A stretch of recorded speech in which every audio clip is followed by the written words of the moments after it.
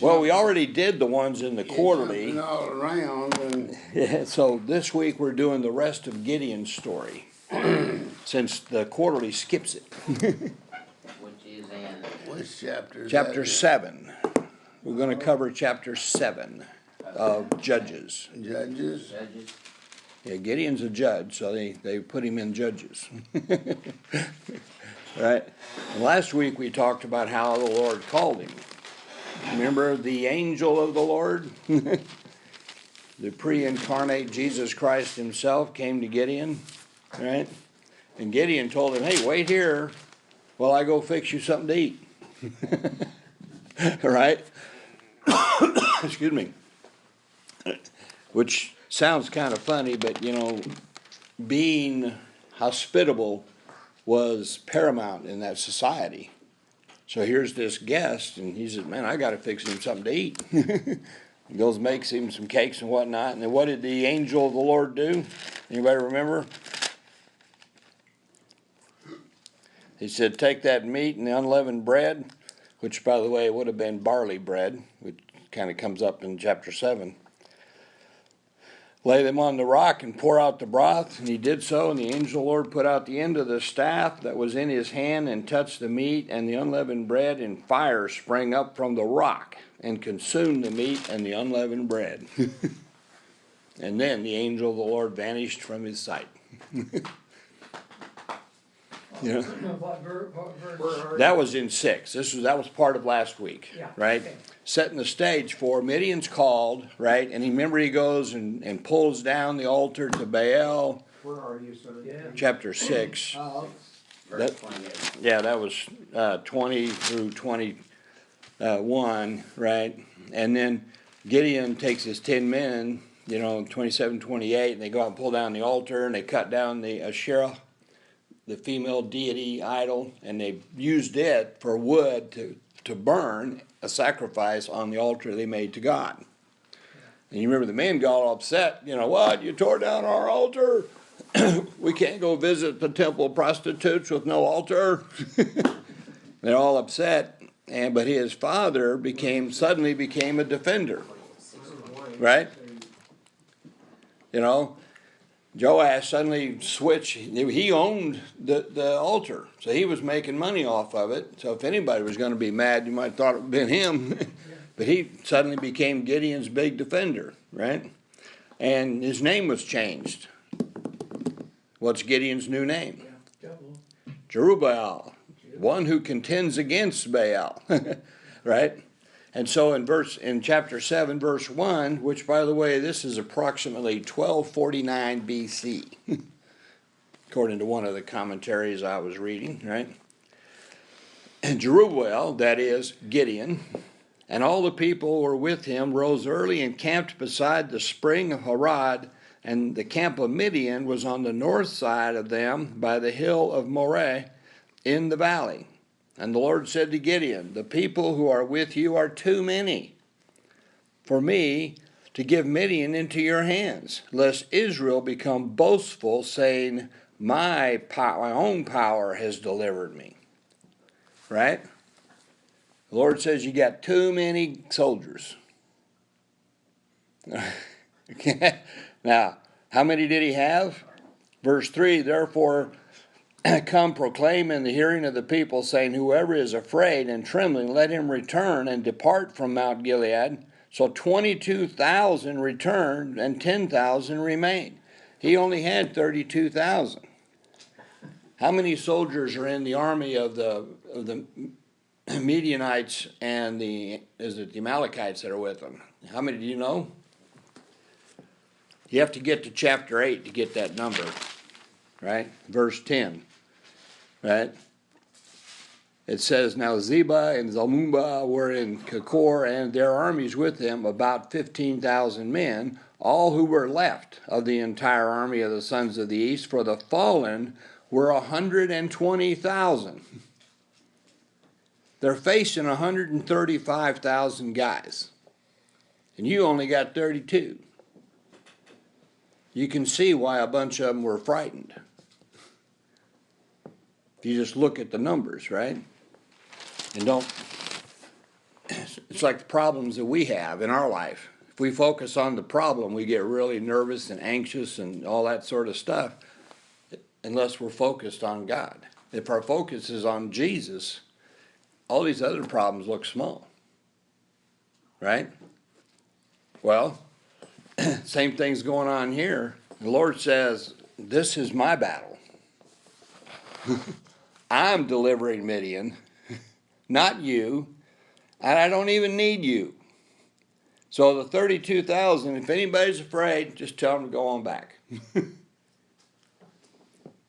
So only 10,000 were left. Okay? Verse 4, and the Lord said to Gideon, the people are still too many. 10,000 versus 135,000. So each guy's got to kill 13, right? Without losing any to win this thing. Right? And he said, that's still too many. Bring them down to the water, and I will test them for you there. Therefore it shall be that of whom I say to you, this one shall go with you, he shall go with you. But every one of whom I say to you, this one shall not go with you, he shall not go. So he brought the people down to the water, and the Lord said to Gideon, you shall separate everyone who laps water with his tongue, as a dog laps, as well as everyone who kneels to drink. Right? And the number of people who lapped, putting their hand to their mouth, was 300 men, but all the rest of the people kneeled to drink water. Matthew Henry pointed out that if you're ready to go, you're just going to get a little water and let's go. Right? The rest of them were sticking their face in the creek. I'm going to get all the water I can. Okay? And so the Lord said, nope, you guys don't need to go. The Lord said to Gideon, I will deliver you with the 300 men. Is anything impossible with God? All things are possible, right? So if your focus, you remember Gideon was real nervous about this deal, and he had to have the fleece, turn it over, and da-da-da-da-da, and he finally got convinced the Lord was really going to use him to deliver Israel from the Midianites, okay? And now he's gone from 32,000, which wasn't a very good number to start with, to 300 guys. And it's even going to get worse. Okay? Verse 8, so the 300 men took the people's provisions and their trumpets into their hands, and Gideon sent all the other men of Israel east to his tent, but retained the 300 men, and the camp of Midian was below him in the valley. So he's only got 300 guys with trumpets. Now, that same night it came about that the Lord said to him, arise and go down against the camp, for I have given it to you. Now, how do you think Gideon's feeling about this? Remember how afraid he was to start with? They extremely scared of him. He went from, I'm too afraid to do this, to, okay, Lord, let's go do this, to now he's like, 300 guys with trumpets? Lord, do you know how many of them are down there? Have you looked down at the bottom? Have you looked in the valley? I can see them. Right? 135,000 man army. The Lord said, but if you are afraid to go down, go with Purah, your servant, down to the camp, and you will hear what they say. And afterward your hands will be strengthened, that you may go down against the camp. So he went with Purah, his servant, down to the outpost. I imagine Purah was one of the 10 that helped him pull down the altar of Baal, right? So he went to the outpost of the army that was in the camp. So he's still afraid. The Lord said, if you're still afraid, go down there and listen to what they're saying. Okay? Now,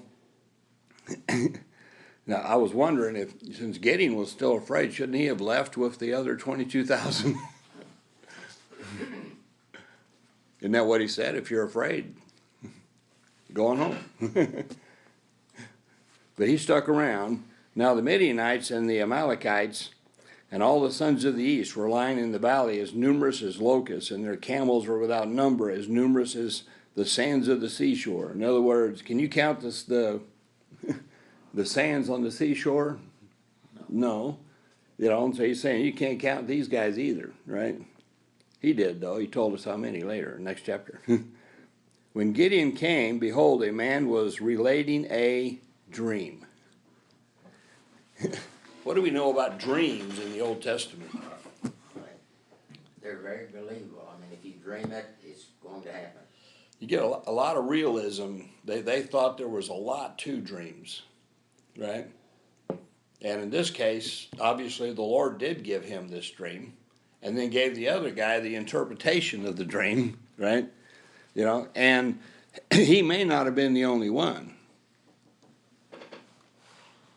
There may have been half the camp that had the dream and half the camp that was interpreting, right? Because this is something that they were, that's going to affect them all, right? And he said, behold, I had a dream, a loaf of barley bread, barley being the cheapest, you know, the worst bread, right? Which the Israelites were stuck with because all the other stuff was taken by the Midianites, right? Was tumbled into the camp of Midian, and he came to the tent and struck it so that it fell and turned it upside down so that the tent lay flat. So a loaf of barley bread rolls into the tent, and the tent falls down.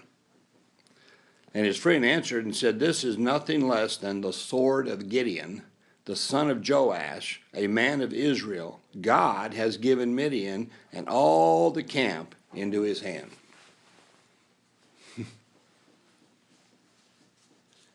If you heard a loaf of bread rolled into a tent, would you draw that conclusion? I don't think so. But if God is guiding you to let you know that you're done, I've already delivered you to Israel. And look at Gideon. This is the sword of Gideon, the son of Joash, the Israelite, right? Last chapter, Gideon was the guy hiding in the wine press who said, wait a minute, I'm the least of my tribe. I'm the youngest in my father's house. I'm a nobody. And now, all of a sudden, everybody in the army of Midian knows who he is. I wonder how that happened. This is the sword of Gideon. So they understood, right, what was about to take place. Okay? So it came about when Gideon heard the account of the dream and its interpretation that he bowed in worship. He's like, all right, God, I see it, right? So his fears went away. He immediately bowed to the Lord God and worshiped God for what God was doing. Or in essence, had already done. They just hadn't seen it yet. Remember, the Lord is delivering Midian. He doesn't need 32,000 guys or 10,000 guys. He doesn't need the 300. But he decides to use 300 guys with horns and torches. Right? So, yeah, but you're not the one fighting them. Right? So, what Gideon does, verse 16, and he divided the 300 men into 3 companies and put trumpets and an empty pitcher into the hands of them with torches inside the pitchers. Why did they put the torches inside the pitchers? So they can't be seen. Exactly. So they could sneak up, right up to the camp, right, without people seeing the torches, right? And he said to them, look at me and do likewise, and behold, when I come to the outskirts of the camp, do as I do, and when I and all are with you blow the trumpet, then you shall also blow the trumpet all around the camp, and say, for the Lord and for Gideon. You know, the Lord's doing the work, but he knows from the dream, you know, the response that they're afraid of Gideon, along with the Lord. So he adds his name to the deal. For the Lord and for Gideon, right? So Gideon and the 100 men who were with him came to the outskirts of the camp at the beginning of the middle watch. when they had just posted the watch, and they blew the trumpets and smashed the pitchers that were in their hands. Right? So they blew the trumpets, made a big racket, smashing the pitchers, exposing the torches. Right? Now, I don't know what kind of torch it was that they could hide inside the pitcher without it going out, but it doesn't matter. I mean, that's what happened. They broke the pitchers, made a racket. Suddenly there were lights all around the camp, right, of the Midianite army and the Amalekites, and the army of the east, right? And what happens next? They kill each other. They kill each other. When the three companies blew the trumpets, broke the pitchers, they held the torches in their left hands and the trumpet in their right hands for blowing, and cried out, "A sword for the Lord and for Gideon." They inserted the word sword. They may have heard Gideon talk about, the dream. This is the sword of Gideon. He said, "A sword for the Lord and for Gideon," right? And each stood in his place around the camp, and all the army ran crying out as they fled. And when they blew the 300 trumpets, the Lord set the sword of one against another, even throughout the whole army. So these guys got frightened, right? And this is the middle of the night, right after the midnight watch change. So the guys that are on duty are awake. They just went on duty. But suddenly there's lights everywhere, so they did the Lord's work and turned around and shouted, right, that Israel was here. Well, people are waking up and jumping up, and all they know is they're being attacked, and they can't see and whatnot, and they just start chopping each other up. That would have been 120,000 dead. Now, that includes after Israel chases them down and eradicates the army of the Midianites. Right? 120, that's a lot of bodies. That's a lot of bodies. Killed by swords and spears. Right? That's quite a mess, Probably stunk. Shortly thereafter it would have, wouldn't it?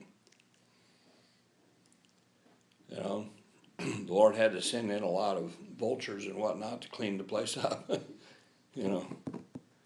They didn't go around burying all those dudes.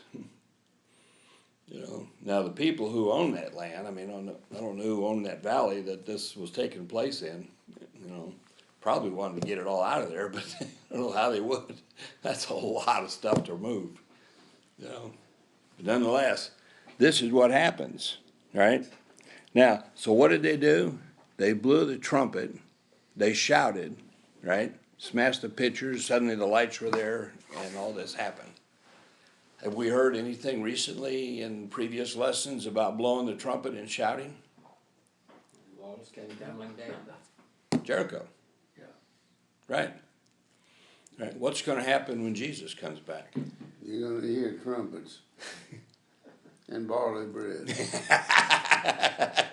He's going to bring us all barley bread. Well, barley bread is like a weed. It's the cheapest grain you can grow, and then Yep. whereas wheat might make 50 bushel an acre, barley will make 150. It's just a real. Yep. But all it's good for is hog feed. Yeah. So, it's interesting that the Lord uses the sound of the trumpet, the shouting, right, and the sudden lights, in this case. In Jericho, they didn't need the lights. Just the shouting and the sound of the trumpet and the walls came down. And I wonder how many of the army in Jericho turned on each other at that point. We know the Israelites just came in and wiped them out. Near as we could tell, they didn't lose anybody. We don't have any record of casualties in the Israeli army during that. All right? So I think it's interesting. The other thing that's interesting is what had the Midianites been doing? They've been terrorizing Israel. Coming in, plundering and taking everything away, et cetera. And what were they killed by? Terror. Feel bad, huh? Terror, Terror. right? They were afraid. The Israelites were attacking. Were they attacking? They just blew trumpets.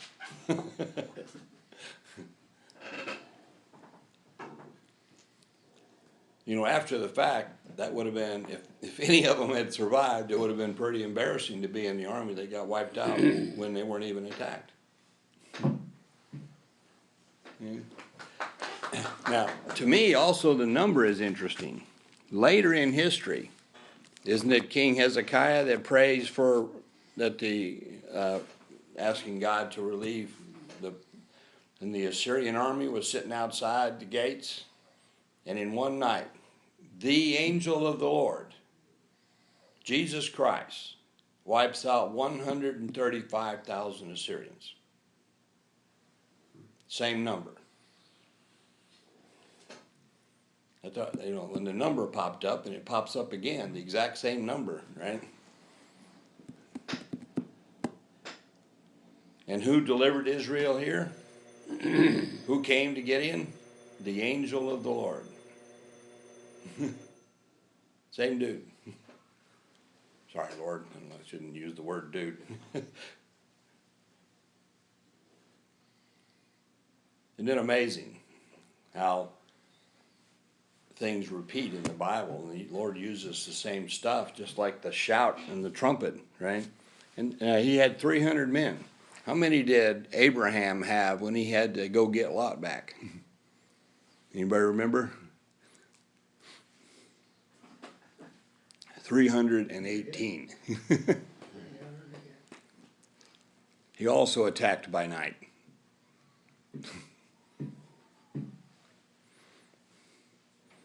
Who you talking about? Abraham. Abraham. At the time, I think it was still Abram.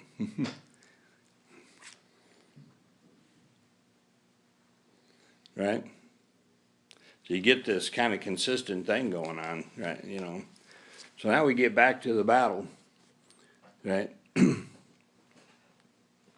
And the army in verse 22, and the army fled as far as Beth Shittah toward Zeruiah, as far as the edge of Abel Melolah and Tabath.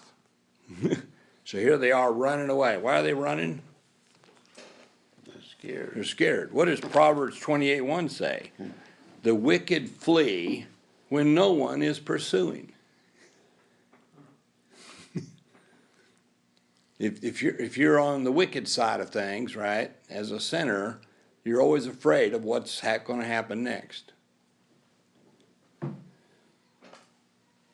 the other hand, if you're in God's army and you realize that God's in control, you don't have to worry about what happens next. In our own lives, what do? If we're dealing with an issue, a financial issue, a physical issue, a relationship issue, do we have to get all bent out of shape about it? Worry about what's going to happen next? Or can we just turn to God? We don't have to. We can just turn to God and say, Lord, you know what's going on.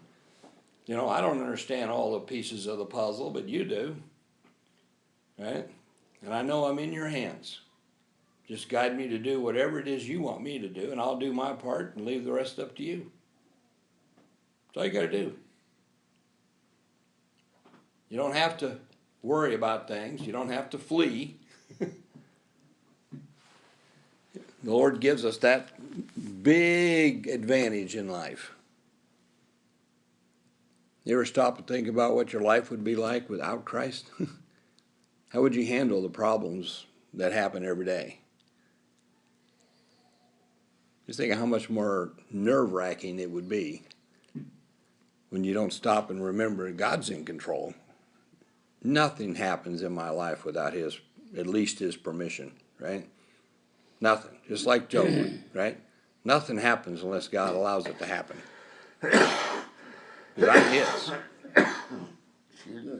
No problem. Now, the men of Israel were summoned from Natale and Asher and Manasseh, and they pursued Midian. Remember the 22,000 that went back? Now they're saying, come on, it's time, right? And so these guys all get back into the war now. They're no longer afraid. The battle's already basically won. Now it's just chasing them down. Kill them as fast as you can catch up with them, right? And I don't know how many days this went on. Because, I mean, to think about having to go find these other guys, to call them to come back, or we're going to find out down here that they went and blocked off the exit at the river and, you know, and made sure they cleaned house, right? And Gideon sent messengers throughout the hill country of Ephraim, saying, come down against Midian and take the waters before them as far as Beth Barah and the Jordan. So they cut off their exit at the river, right? So all the men of Ephraim were summoned, and they took the waters as far as Beth Barah and the Jordan. And they captured the two leaders of Midian, Oreb and Zeb, and they killed Oreb at the rock of Oreb, which is called that because that's where they killed him, right? And they killed Zeb at the wine press of Zeb. Where was Gideon when all this started? He was across the Jordan. Gideon was hiding in the wine press, remember?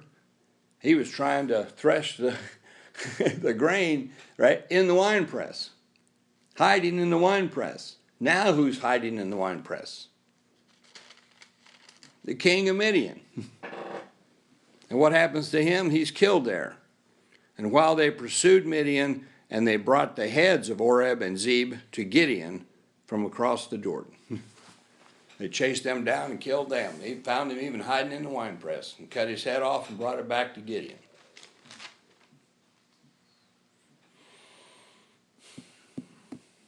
So the Lord delivered them, completely annihilated the 135,000 man army of the Midianites and the Amalikites, etc. Right? Just made them afraid, and they start chopping each other up, and then they're like, oh my gosh, we got to get out of here. Well, you know, the thing that is, and I understand that that's sounds like a good deal, but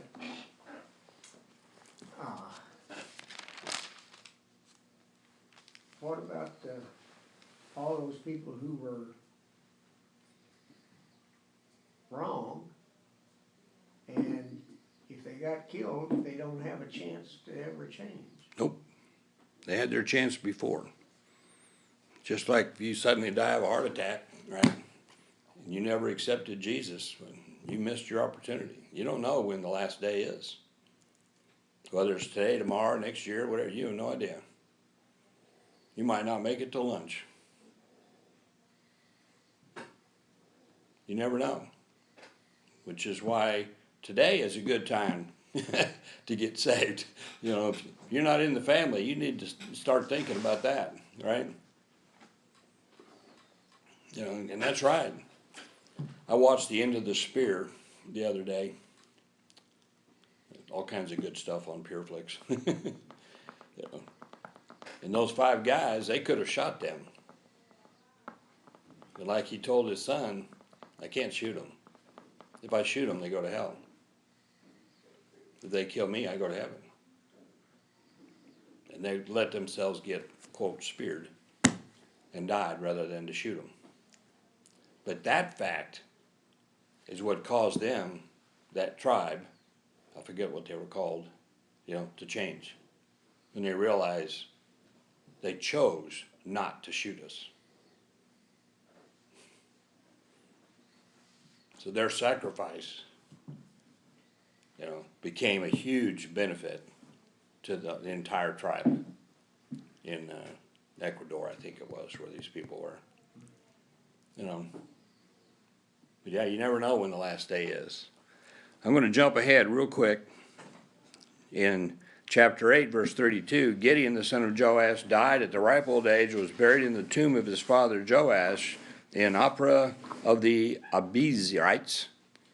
And it came about, verse 33, as soon as Gideon was dead, that the sons of Israel again played the harlot with the Baals and made Baal Brith their god.